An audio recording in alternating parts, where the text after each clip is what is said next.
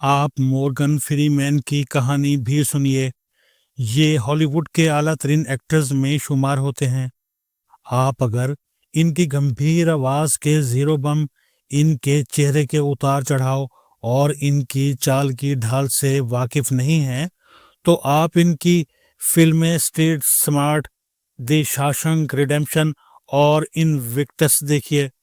आप Morgan Freeman के शहर में मुब्तला हो जाएंगे। दुनिया के तमाम अच्छे अदाकार खुद को किरदार में ढाल लेते हैं। ये भिखारी का किरदार अदा करते हुए भिखारी बन जाते हैं, बादशाह के किरदार में बादशाह हो जाते हैं और आशिक के किरदार में आशिक बन जाते हैं। लेकिन मॉर्गन फ्रीमैन दुनिया के इन चंद अदाकारों में शुमार होते हैं जो किरदार को अपने अंदर ढाल लेते हैं और वो किरदार चंद लम्हों में मॉर्गन फ्रीमैन बन जाता है। आप मॉर्गन फ्रीमैन को किसी भी किरदार में देखें, मॉर्गन आपको भिखारी, आशिक या बादशाह नहीं लगेगा। आप मॉर्गन को मॉर्गन ही पाएंगे।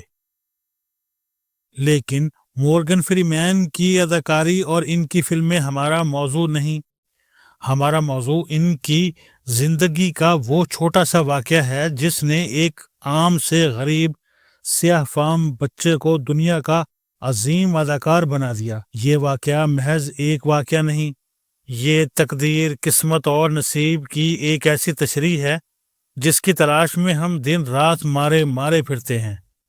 आपको इस वाकये में वो सब कुछ मिल जाएगा जिसकी जुस्तजू में आप किताबें उधेड़ते और जूते घिसाते रहते हैं। मॉर्गन फ्रीमैन अमरीकी रियासत टेनेसी के शहर मेम्फिस में 1937 में पैदा हुए। वालिदा स्कूल टीचर थी और वालिद हज्जाम। इनके आबाओ अजदाद नाइजीरिया से गुलाम बनकर अमेरिका आए थे।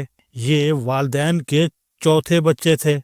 घर में गुर्बत और बीमारी भी थी और गोरे भी स्याह फाम बाशिंदों से नफरत करते थे। वालिदैन ने इन्हें बचपन में दादी के पास चार्ल्स टाउन भिजवा दिया। इनका पूरा बचपन दादी, नानी और वालिदैन के घरों के दरमियान फुटबॉल बनकर गुजरा। ये एहसासे कमतरी के मारे हुए एक खामोश तबाह बच्चे थे। स्कूल में भी इनके ज्यादा दोस्त नहीं थे।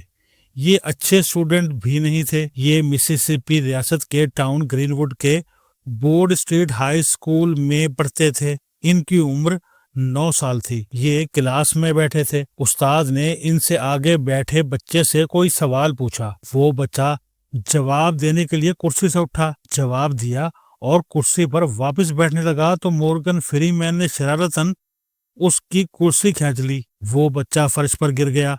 पूरी क्लास हंस पड़ी। उस्ताद सख्त था। वो छड़ी उठाकर मॉर्गन फ्रीमैन को मारने के लिए दौड़ा। ये डर गए। ये कुर्सी से उठे और बाहर की तरफ दौड़ लगा दी। उस्ताद भी पीछे भागा, लेकिन ये क्लास से निकल गए। ये बरामदे में दीवाना वार दौड़ने लगे। ये दौड़ते दौड़ते किसी से टकराए और फर्श पर गिर गए। ये जिस शख्स से टकराए थे उसने इन्हें उठाया, इनके कपड़े झाड़े और इनसे पूछा, बेटा आप इतने घबराए हुए क्यों हैं? मॉर्गन फ्रीमैन ने डरते डरते सारी बात बता दी। उस शख्स ने कहकहा लगाया, इनकी उंगली पकड़ी और कॉरिडोर में चलना शुरू कर दिया। वो भी उस्ताद था, लेकिन वो इस वक्त किस्मत का देवता साबित हुआ। वो मॉर्गन फ्रीमैन का हाथ पकड़कर इन्हें स्कूल के ऑडिटोरियम में ले आया। हॉल में किसी ड्रामे की रिहर्सल चल रही थी। उस्ताद ने हॉल में पहुंचकर ताली बजाई। रिहर्सल में मसरूफ बच्चों और बच्चियों को अपनी जानिब मुतवज्जे किया और ऊंची आवाज में ऐलान किया, आप अपनी फौज के नए सिपाही से मिलिए। तमाम बच्चों ने तालियां और नारों से इन्हें खुशामदीद कहा। वो उस्ताद इसके बाद इनकी तरफ मुड़ा और मुस्कुराकर पूछा, आपका नाम क्या है? मॉर्गन फ्रीमैन ने अपना नाम बताया। उस्ताद दोबारा मुस्कुराया और बोला, आप एक पैदाइशी एक्टर हैं। मैं स्कूल में थिएटर का उस्ताद हूँ। हम एक ड्रामे की रिहर्सल कर रहे हैं। आप आज से इस ड्रामे का हिस्सा हैं। मॉर्गन फ्रीमैन ने डरते डरते पूछा, लेकिन क्या मेरे टीचर मुझे इसकी इजाजत दे देंगे? उस्ताद ने मुस्कुराकर जवाब दिया, ये मेरा मसला है, मैं उस्ताद से बात कर लूंगा। मॉर्गन फ्रीमैन ने हाँ में सर हिला दिया। उस्ताद इन्हें लेकर प्रिंसिपल के पास गया। प्रिंसिपल ने इन्हें थिएटर क्लास में शिफ्ट कर दिया اور یوں کرسی کھینچنے کی ایک غلطی، ایک حرکت نے سیاہ فام نالائق طالب علم کو مورگن فری مین بنا دیا۔ وہ ڈرامے کا حصہ بنے، ڈرامہ مکمل ہوا، اسکول نے دیکھا، مورگن فری مین کی اداکاری پر تالیاں بجیں، اور پھر مورگن فری مین نے پیچھے مڑ کر نہ دیکھا۔ ہم اب مورگن فری مین کی کہانی کو چند لمحوں کے لیے یہاں روکتے ہیں اور پنجاب کے مشہور کردار راجا رنجیت سنگھ کا ایک واقعہ لیتے ہیں۔ رنجیت سنگھ گجرانوالہ کا رہنے والا تھا۔ یہ ایک عام سا شخص تھا۔ مغل کمزور ہوئے تو رنجیت سنگھ نے چھوٹی سی فوج بنائی اور مارتا دھاڑتا جولائی 1799 میں لاہور پر قابض ہو گیا۔ رنجیت سنگھ ان پڑھ لیکن ویژنری انسان تھا۔ اس نے ایک اطالوی جنرل یا بپتسٹ وینچورا کی خدمات حاصل کی۔ وینچورا نے اس کی سلطنت ملتان سے جلال آباد تک پھیلا دی۔ راجہ رنجیت سنگھ واحد بادشاہ تھا جس نے پٹھانوں کو فتح کیا۔ یہ فتح وینچورا کا کمال تھا۔ وینچورا کے بارے میں مشہور تھا، وہ اس وقت تک ناشتہ نہیں کرتا تھا جب تک اس کے سامنے 10 پٹھانوں کو پھانسی نہیں دے دی جاتی تھی۔ آپ نے یقیناً یہ فقرہ سنا ہوگا، سو جا سو جا ورنہ گبر آ جائے گا۔ یہ فقرہ وینچورا سے منسوب تھا۔ وینچورا ستمبر 1843 میں پنجاب سے فرانس چلا گیا اور وہ اپریل 1858 میں فرانس ہی میں انتقال کر گیا۔ لیکن آج بھی اٹک کے پل کے پار بے شمار مائیں اپنے بچوں سے کہتی ہیں، سو جا ورنہ وینچورا آ جائے گا۔ وینچورا جب فرانس گیا اور لوگوں نے اس سے سکھ حکومت کے عروج و زوال کی وجہ پوچھی تو وہ ایک لفظ میں جواب دیتا تھا، مقدر۔ لوگ تفصیل پوچھتے تھے تو وہ کہتا تھا، رنجیت سنگھ مقدر کا دھنی تھا، وہ جہاں قدم رکھ دیتا تھا وہ جگہ اس کی ہو جاتی تھی۔ وہ مر گیا تو سکھوں کا مقدر بھی فوت ہو گیا۔ وینچورا کی آبزرویشن درست تھی۔ راجہ رنجیت سنگھ واقعی خوش نصیب تھا۔ اس کی رنگت سیاہ تھی، چہرے پر چیچک کے داغ تھے، وہ ایک آنکھ سے کانا بھی تھا اور دائمی مریض بھی تھا، لیکن اس نے اس کے باوجود دنیا کی واحد سکھ سلطنت کی بنیاد رکھی۔ کیسے؟ اس کا جواب ہے مقدر۔ ایک بار ایک ایرانی کنیز اس کے سامنے ناچ رہی تھی۔ وہ ناچتے ناچتے رنجیت سنگھ کے سامنے پہنچی تو اس کی ہنسی نکل گئی۔ رنجیت سنگھ بھاپ گیا۔ اس نے اسے رو کر پوچھا، تم ہنس کیوں رہی تھی؟ کنیز نے جان کی امان پائی اور ڈرتے ڈرتے جواب دیا، عالی جاں، میں نے جب آپ کی طرف دیکھا تو میرے دماغ میں آیا، اللہ تعالیٰ جب حسن بانٹ رہا تھا تو آپ اس وقت کہاں تھے؟ اور میری ہنسی نکل گئی۔ رنجیت سنگھ نے کہا لگایا اور کہا، تم جس وقت حسن لینے کے لیے خوبصورتی کی قطار میں کھڑی تھی، میں اس وقت مقدر کی کھڑکی کے سامنے تھا۔ تم نے حسن لے لیا، مجھے مقدر مل گیا، چنانچہ آج حسن مقدر کے سامنے ناچ رہا ہے۔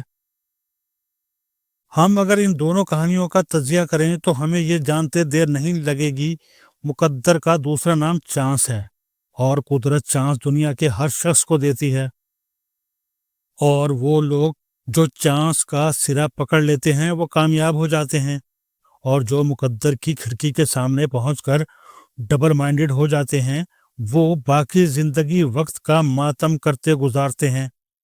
آپ فرض کیجئے اس دن استاد مورگن کے آگے بیٹھے بچے سے سوال نہ کرتا، کلاس کہے نہ لگاتی، استاد ناراض نہ ہوتا، وہ مارنے کے لیے مورگن کے پیچھے نہ بھاگتا، مورگن کلاس سے نہ دوڑتا، ڈرامے کا استاد عین وقت برآمدے میں نہ آتا، اس سے نہ ٹکراتا، اور استاد اسے ریہرسل کی جگہ لے کر نہ جاتا، تو کیا ہوتا؟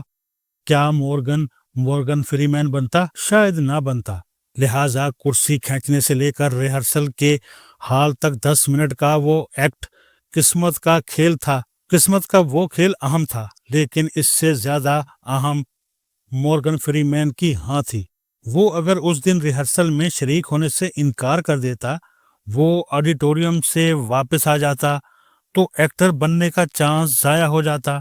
بالکل اسی طرح مغل پورے ہندوستان میں کمزور ہوئے، لیکن آزاد ریاست کا چانس صرف رنجیت سنگھ نے لیا۔ وہ بھی اگر ہندوستان کے دوسرے 25 کروڑ باشندوں کی طرح چپ چاپ بیٹھا رہتا یا پھر گجرانوالہ فتح کر کے صبر کر لیتا تو وہ بھی 10-20 برس میں ختم ہو جاتا۔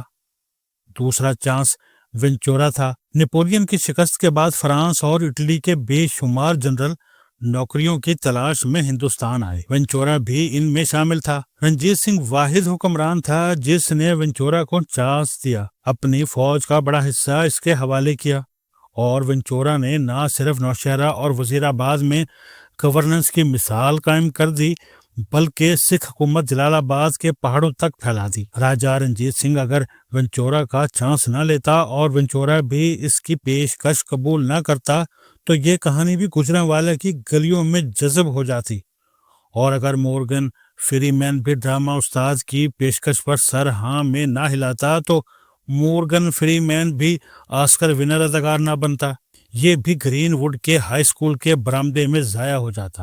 بالکل اسی طرح جس طرح اسکول کے دوسرے لاکھوں طالب علم گمنامی کے اندھیرے کی سیاہی بن گئے۔ مقدر چانس ہوتا ہے، قدرت یہ چانس ہمیں روز دیتی ہے، ہمارا کمال بس اتنا ہے ہم اس چانس کو مس نہ ہونے دیں، ہم اسے فوراً گرفت میں لے لیں۔ آپ بھی دائیں بائیں دیکھیں، چانس آپ کے ساتھ بھی کھڑا ہوگا۔